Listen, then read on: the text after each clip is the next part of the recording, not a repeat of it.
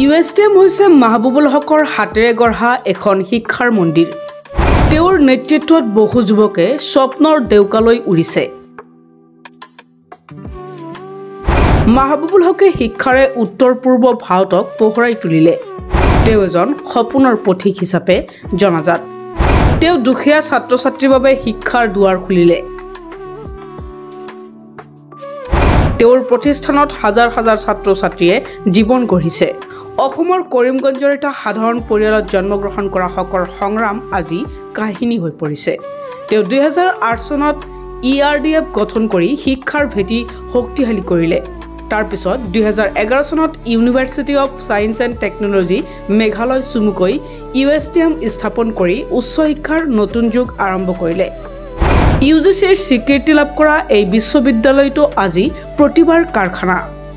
তেওঁৰ দৃষ্টিভংগীয়ে শিক্ষাৰ মানদণ্ড উন্নত কৰিলে। ভিজন 50 নামৰ তেওঁৰ প্ৰকল্পই দৰিদ্ৰ ছাত্ৰ-ছাত্ৰীক বিনামূলীয়া শিক্ষাৰ সুবৰ্ণ সুযোগ দিছে। এই পদক্ষেপে সমাজৰ দপদপনিক শক্তিৰ ৰূপ দিলে। মাহবুবুল হকৰ এই কৰ্মই তেওঁক শিক্ষাৰ ক্ষেত্ৰত অমৰ কৰি ৰাখিছে।